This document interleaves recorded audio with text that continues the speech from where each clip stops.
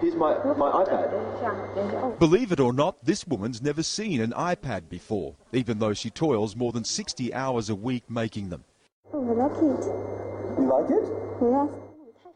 She's like many migrant workers from rural China, spending endless hours putting on screens, but never glimpsing the finished product. Half spicy, half hot. Here's another first. This is her only meal at a restaurant since she started at Foxconn, a company that produces electronics for the world's leading brands. It's very interesting. Yeah, interesting. This sure is a change from the factory where she works, sleeps and eats. She doesn't want to be identified. We'll call her Miss Chen. If she's caught speaking to us, she says she will lose her job. When we were being trained for work, they told us that if we accept interviews, we will be investigated for criminal responsibility according to law. It's really a big deal. Miss Chen is one of more than 1 million workers at Foxconn in China. She works at this factory in the city of Chengdu, installing iPad screens.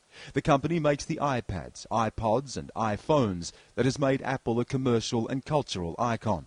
But there are no I workers here, only we workers. And Miss Chen says we work whenever Foxconn says so. They use women as men and they use men as machines. There's another way of saying it. They use women as men and they use men as animals. Well, this is the front gate of the Foxconn factory. It's as far as we're going to be able to go. But every day, literally tens of thousands of workers go through these gates. According to the worker that we spoke to, people don't tend to stay very long here. If they have any complaints, well, the attitude of management is, if you don't like it, you can leave. Only weeks ago, workers threatened mass suicide at a Foxconn factory in Wuhan, manufacturing Microsoft products. Microsoft said in a statement it investigated and found the matter related to staffing assignments and transfer policies, not working conditions. The company noted that it works to ensure employees are treated fairly. Foxconn says it resolved the dispute. But in 2010, the company made unwanted headlines when more than a dozen workers killed themselves, forcing Foxconn to improve its factories. The company tells CNN it boosted pay and provided counselling. Foxconn now boasts of its on-site health care and worker living conditions, which it claims are among the best in China. Apple's been criticised for its links to overseas factories. It maintains it would not work with companies that do not respect their employees. In a recent email to staff, Apple addressed critics. It says, quote, "We care about every worker in our worldwide chain."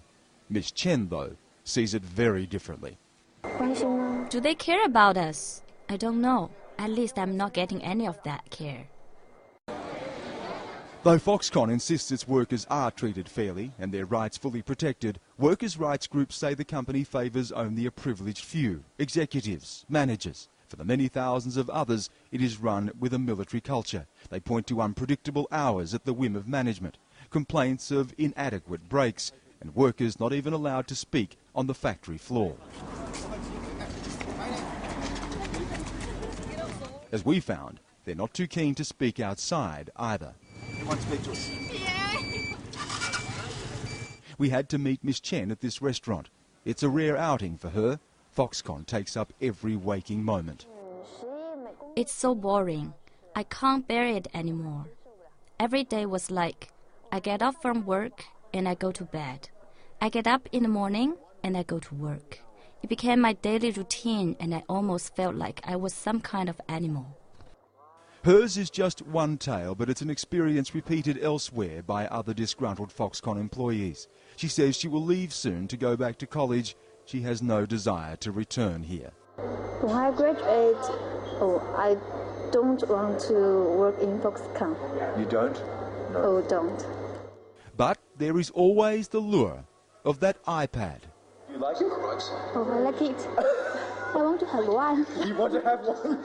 Maybe one day I have enough money. Enough money? Right now, Miss Chen says she earns less than $1 an hour.